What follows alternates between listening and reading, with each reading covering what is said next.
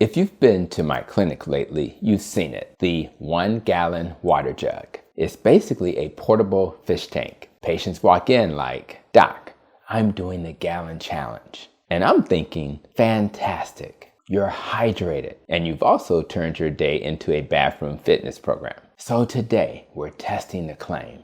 A gallon of water a day for 30 days. Does it boost weight loss? Or does it just boost your restroom mileage? Quick favor, comment if you've tried the gallon a day thing, and if it helped your waistline, or just your bladder's resume. Root cause moment. I love the intention behind this trend. People want a simple lever to break the stall. Less hunger, fewer cravings, better energy. But fat loss usually isn't a water problem. It's an insulin and environment problem. Ultra-processed foods, liquid, calories, poor sleep, stress, and habits that hijack appetite. Now, is there science on exactly 1 gallon for fat loss? Not really. And a gallon isn't a magic number. Your needs depend on your body size, diet, meds, climate, and activity. For context, the National Academy's Dietary Reference Intakes lists an adequate intake for water from beverages plus food moisture of about 3.7 liters a day for men and 2.7 liters a day for women. A gallon is 3.8 liters, so for many men it's roughly in the neighborhood, and for many women it may be more than needed.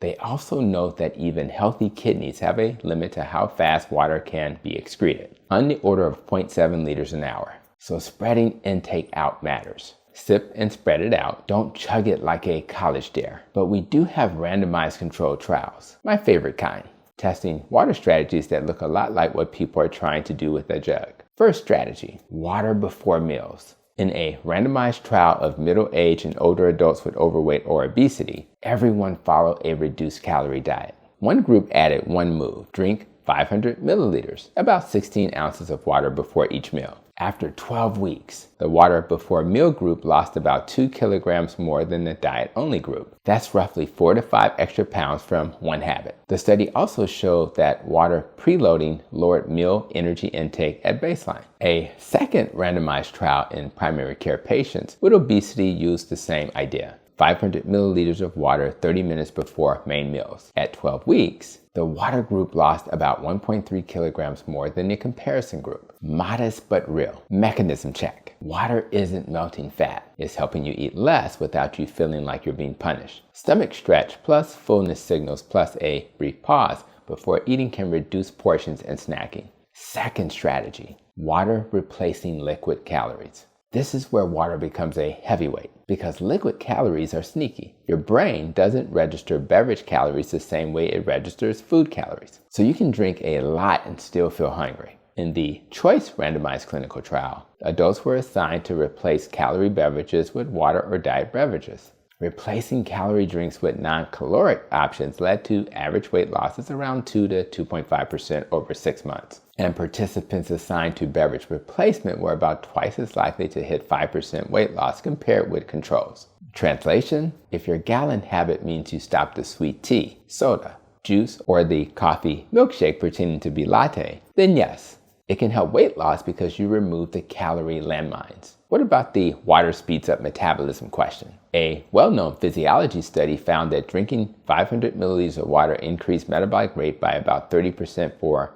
a short time, peaking around 30 to 40 minutes. But the total extra energy burn was about 100 kilojoules, roughly 24 calories. Helpful? Sure. Life-changing? No. So water isn't a metabolism hack. It's primarily an appetite tool and a substitution tool. Now, the 30-day reality of a gallon a day. 1. You pee more. A lot. If you do this at work, you'll know every restroom like it's your own living room. 2. Your scale may do weird things early. You might temporarily weigh a bit more because you're carrying more fluid volume. Then you might weigh a bit less if you were underhydrated, constipated, or you cut sugary drinks and your overall inflammation and sodium load drops. Early shifts can be water, not fat. 3. Appetite may improve, especially if you use water strategically before meals and during snack o'clock. Many people confuse thirst, stress, and habit with hunger. Water can be a pause button. 4. Skin. If you were chronically underhydrated, your skin may look less dry. if you were already drinking a reasonable amount. Expect subtle changes, not a face transplant. Let's talk about safe, because I like you hydrated, not hyponatremic. For most healthy adults, higher water intake spread throughout the day is fine.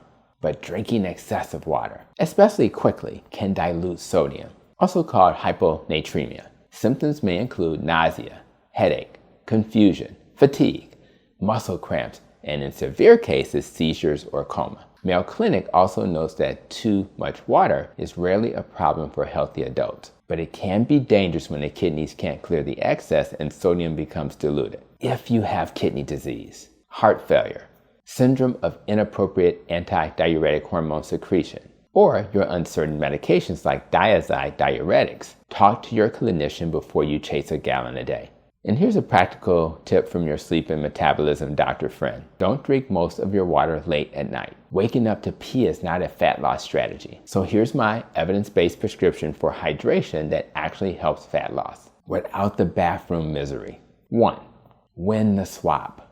If you drink sugary beverages, juices, sweet coffees, energy drinks, or alcohol most days, replacing those with water is one of the simplest weight loss moves you can make. The research supports beverage replacement as a modest but meaningful strategy. 2.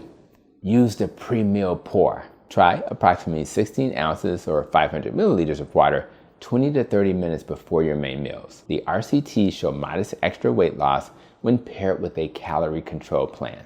3. Drink to thirst. Then sanity check with urine color. Light urine is usually a good sign of adequate hydration. And if you're rarely thirsty, you're probably doing fine. 4.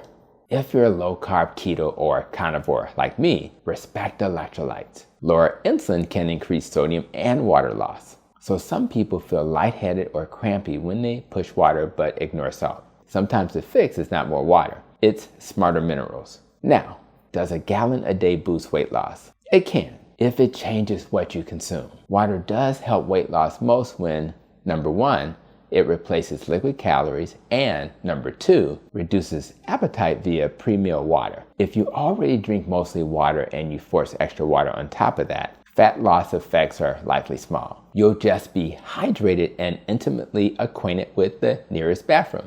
If you want to run the 30-day experiment, do it like a scientist. Check your morning weight, same time, same conditions, your waist measurements weekly, appetite and cravings on a scale of 1 to 10 rating, and sleep quality, because sleep drives hunger hormones. And right about here in the videos, when I ask you if this video is helpful, hit like, subscribe, and share this with that friend who carries a gallon jug like it's emotional support water. Hydration is a tool, not a trophy. The root causes of weight gain are usually bigger than water. Ultra-processed foods, liquid calories, stress, sleep debt, and insulin resistance. So yes, drink water. Just don't let the jug distract you from the levers that actually move the scale. And for more evidence-based, root cause weight loss content, check the links in the description and click into my Metabolic Health playlist. And comment below, are you team gallon jug or team I'd like to sleep through the night?